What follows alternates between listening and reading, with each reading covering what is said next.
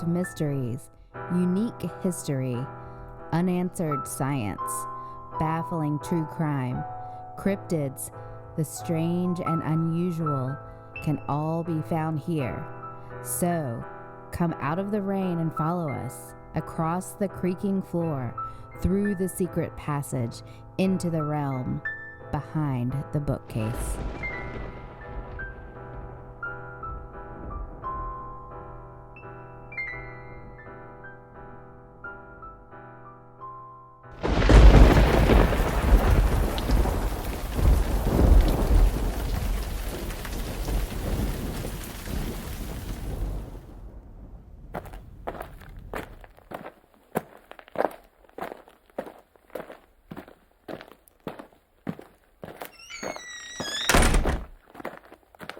A Haunted Cab, a London story.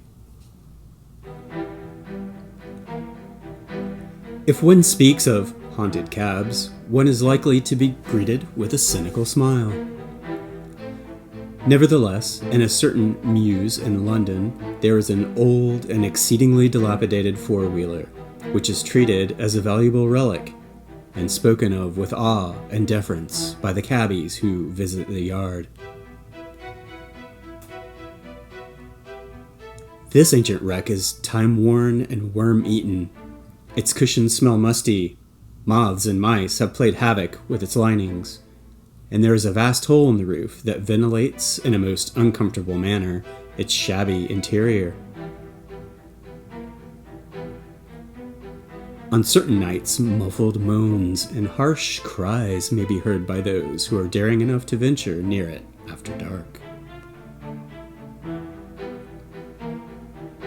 And if anyone is too foolhardy as to sit upon its dingy cushions, the whole yard shivers at the audacity and trembles for the consequences.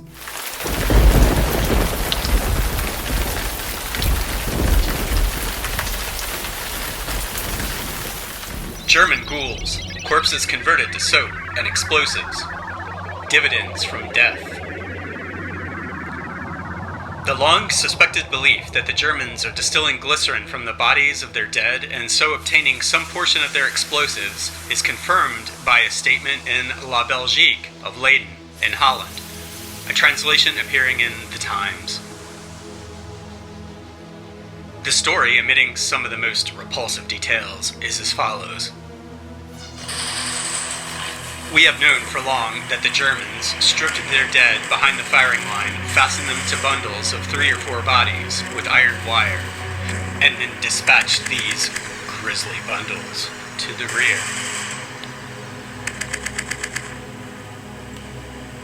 Until recently, trains laden with the dead were sent to Serang near Liège, a point north of Brussels, where the refuse consumers lie. Much surprise was caused by the fact that, as of late, this traffic has proceeded in the direction of Gerkelstein, and it was noted that on each wagon was written a DAVG. German science is responsible for the ghoulish idea of the formation of the German Offal Utilization Company Limited, DAVG, or Deutsche Abfallverwertungsgesellschaft.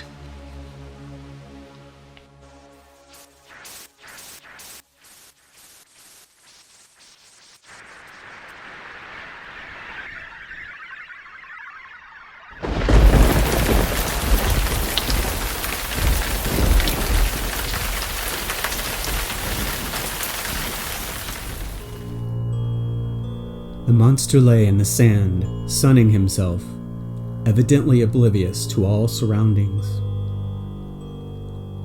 A hasty survey was taken by the party, and it was agreed that it was at least 70 feet in length.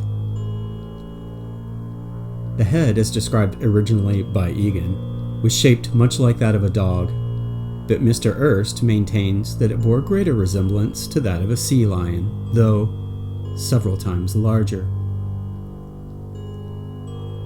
The pelican-shaped bill was also observable, and this was estimated to be 5 feet in length, being very sharp and pointed, and having the appearance of an immense horn or tusk for use in offensive warfare. The body was the size of a flour barrel and covered with brown, shiny scales as large as a human hand. Along the neck was also observed the mane, long and tangled, like that of a seahorse. It had 6 legs, on each side a huge fin or paddle.